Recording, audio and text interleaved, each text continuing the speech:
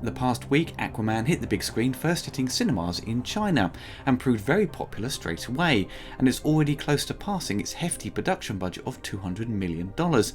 This is the sixth DC movie by Warner Bros. Of its current crop of superhero films, and is directed by James Wan, most famous for directing a slew of successful horror films and Furious 7. Things have been pretty rocky since the release of Man of Steel. The majority of the films have done pretty well financially, but critically most have received average reviews, and a couple have been panned across the board in the case of Suicide Squad. Wonder Woman appears to be the only one so far to get critical praise all round.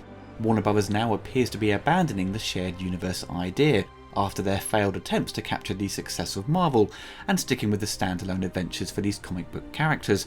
So can Aquaman follow in Wonder Woman's success? It's pretty hard to predict now how these movies will fare worldwide.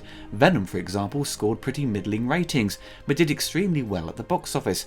So there is still a clear divide between critics and the punters willing to part with their cash, going with their gut feelings and ignoring what the critics say. Aquaman appears to be so far mirroring the reviews of the DC movies before Wonder Woman, which didn't leave me with high expectations, and unfortunately I found the film to be very underwhelming and quite frankly a dull experience despite the over-the-top visual effects and crazy action sequences. The plot grabs many elements from the comics from the past decade, or so I've been told. I'm not too familiar with the Aquaman character. I didn't really know his backstory and who were his main villains.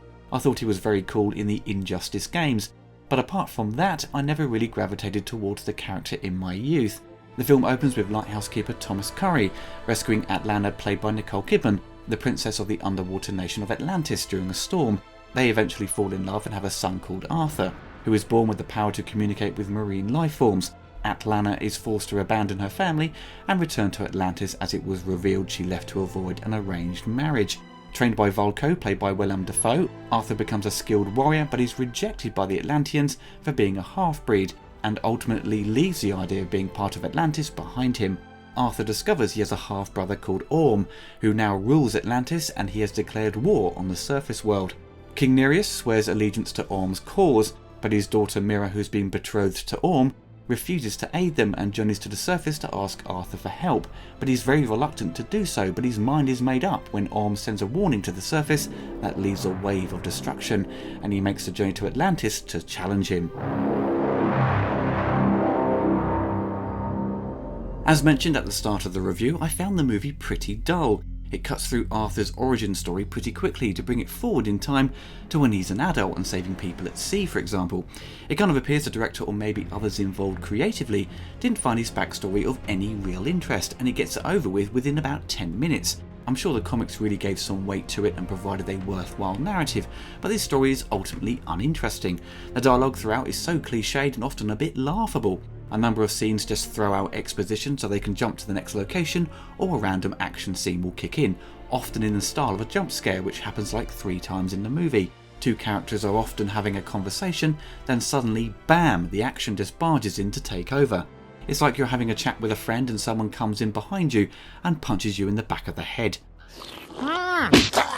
Director James Wan seems to be having great fun with the action and has created a visually interesting world in the depths of the ocean.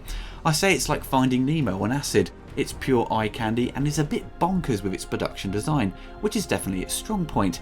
It doesn't hold back with some of the ridiculous designs from the comics, but at the end of the day it doesn't matter how much money they throw at the screen to create these elaborate action scenes and over-the-top visual effects. If the story is fundamentally broken and just stuffed with too many characters and plot threads, you just end up with a story that lacks any real focus and depth. I found myself not caring about the characters. There are clearly moments in the film where it wants you to feel something, but I was totally numb to it all. In the case of Wonder Woman, I was invested in her journey and adventure, and when Chris Pine's character is seemingly killed off, it was a big emotional moment and it worked. But Aquaman struggles to achieve any of that, sadly, and with a runtime of over 2 hours, it outstays its welcome. Jason Momoa and the direction he was given for Batman vs Superman and Justice League was to give Aquaman more edge and attitude. The original character seemed uncool and cheesy for the mainstream, probably thanks to the parodies over the years, and the old 70s Super Friends cartoon didn't do him any favours. but with this change of direction and tone, he oddly feels out of place in this film and doesn't fit. Jason seems to play Aquaman as himself, so to speak. Once he wears the classic outfit, which to be honest I was happy to see in the trailer, it doesn't quite work in the film. I just don't think he suits the character and this new direction. Jason is not a bad actor, but his approach to the character doesn't fit this new tone. They do try to balance the movie with humour, and Jason does play up to the comedy, but most of the jokes fall flat, and the audience I was with just didn't react to it. There is of course a romance between Aquaman and Mira, which is nothing original. It's the same old romantic storyline you've seen 100 times before in other films, and there isn't much chemistry between them. With the other cast of characters, Patrick Wilson as Om is a great villain. I enjoyed his scenes. He plays him like an old emperor of Rome. He is cold and calculating. Seeing Dolph Lundgren is always a pleasure. His character is well-meaning but has been twisted by Om to attack the surface world. I think the standout performance is probably Amber Heard as Mira, who is well written and takes her part seriously and can look after herself throughout the movie. She is not played as the damsel in distress and has some pretty nifty powers. With its huge budget, most of the movie is shot with blue screen. It feels like you're watching one of the Star Wars prequels. Digital compositing has improved since those movies, but many scenes set on the surface just look so fake. The moments in the desert and the town in Italy they visit is clearly a set, and the lighting and blue screen work highlight those issues. Even the lighthouse location is not real.